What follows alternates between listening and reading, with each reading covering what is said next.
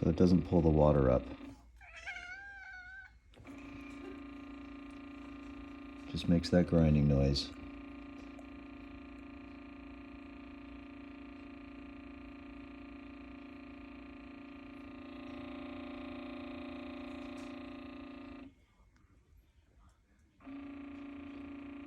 Probably one more try, and then the unit will shut off and the flashing red light will appear.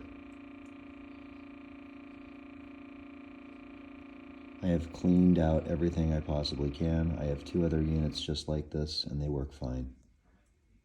There's the flashing red light.